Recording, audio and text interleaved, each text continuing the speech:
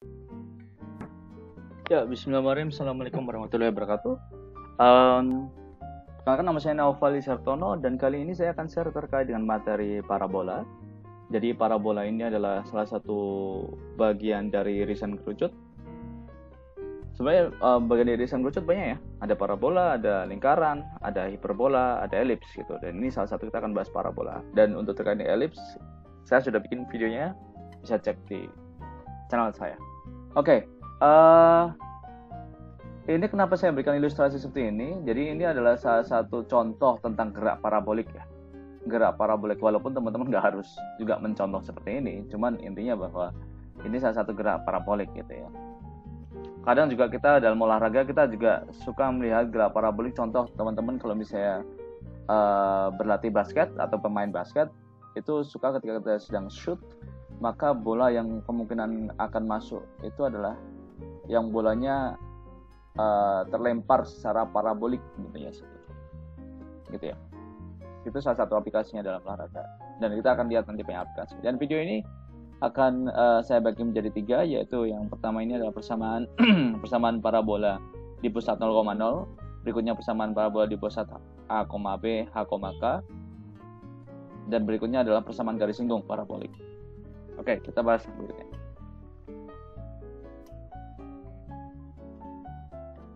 Ya, kita bahas itu apa itu parabola. Didefinisikan sebagai lintasan sebuah titik yang selalu mempunyai jarak yang sama terhadap suatu titik tetap yang disebut fokus dan terhadap garis lurus yang disebut direktrix. Nah, misalnya teman-teman perhatikan di sini. Kita ambil sebarang titik deh pada parabola ini. Maka jika parabola ini akan memiliki sebuah titik namanya titik fokus. Nah, dari fokus itu ketika kita tarik ke titik di sebarang itu dan kita tarik jaraknya, tarik image-nya atau bayangannya ke sebuah garis ini, garis direktrix, maka dia jaraknya akan sama seperti ini ya. Jaraknya akan sama terus. Situ. Oke. Nah, apa itu garis direktrix? Nanti kita akan bahas berikutnya.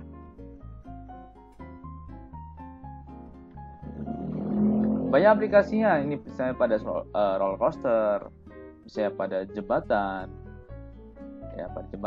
terus berikutnya adalah pada ini L'Arc de Triomphe, contohnya di sini, ya pisang dan parabola itu kalau teman tahu. Jadi di sini adalah parabola ini, seperti ini. Nah, ini adalah parabola yang diputar ya, 360 derajat, jadilah seperti dia. Dan ini adalah titik fokusnya.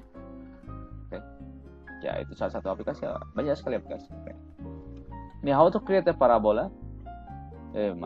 Salah. Jadi yang penting kita punya fokus, kita punya direktrix. Nah, jaraknya sama. Oke, jaraknya sama, tarik. Habis itu tarik lagi ke sana. Nah, ini jaraknya sama. Oke, direktrixnya. Jadi yang menentukan ada sebuah parabola itu ada 2, yaitu adalah fokusnya dan direktrixnya. Tentunya apakah parabola memiliki pusat? Tentunya tidak memiliki pusat ya. Dia hanya memiliki fokus dan puncak. Sorry, tadi saya bukan berpusat di 0,0, tapi puncaknya di 0,0 dan satunya puncaknya di A, B. Saya revisi tadi ya. Oke, berikutnya kita akan bahas terkait dengan parabola puncak 0,0 dalam bentuknya adalah vertikal seperti ini. Oke. Nah, kita bahas dari sini dulu. Misal ada sebuah parabola yang sudah memiliki fokus dan memiliki direktrixnya di sini.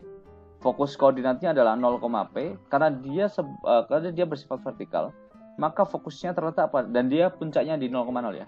Maka fokusnya terletak pada sumbu y. Oke, tetap pada sumbu y. Karena dia vertikal. Nah, puncaknya di 0,0 dan misalnya kita ambil sembarang titik namanya titik p. Makanya karena berdasarkan definisi bahwa jarak dia terhadap titik tertentu dan titik tertentu terhadap sebuah garis itu sama, maka D1 sama dengan D2. Oke, D1 sama dengan D2. Nah, jarak dari D1, teman-teman pasti sudah masih ingat jarak antara dua titik dengan menggunakan rumus Pitagoras. Maka didapatlah seperti ini. Ini adalah D1, ini D2. Nah, D1 itu kan berarti apa? Berarti adalah, kalau ini panjangnya adalah X, ya kan? X min 0, karena di sini 0. X min 0 kuadrat ditambah Y min P kuadrat di akar. Setelah itu jarak dia adalah berarti apa? X min X kuadrat, habis itu Y plus P kuadrat. Oke, Y plus P kuadrat. Nah, dapatlah ini ya. Ini, habis itu kita kuadratkan bersama, dikuadratkan ada kanan kiri, maka ini hilang. Setelah itu tinggal X min 0 dan seterusnya.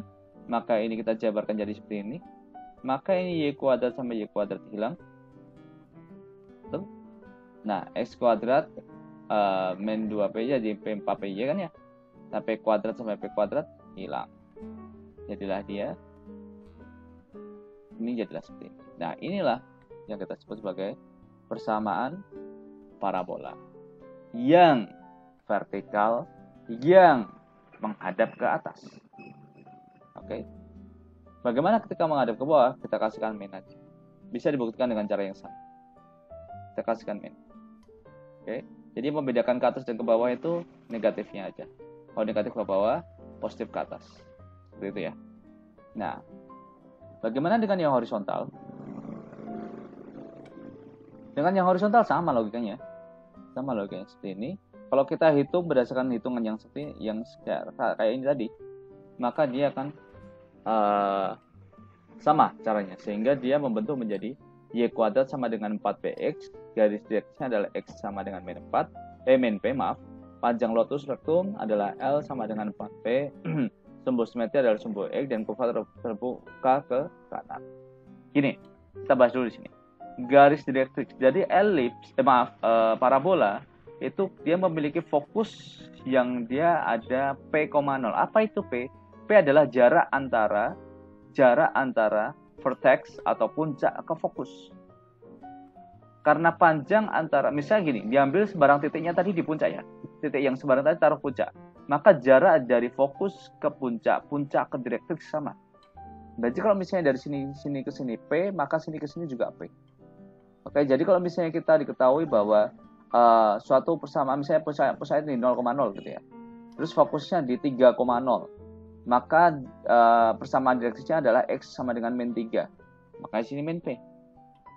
Sebaliknya kalau misalnya fokusnya adalah min 3,0, maka direksinya adalah X sama dengan 3 gitu.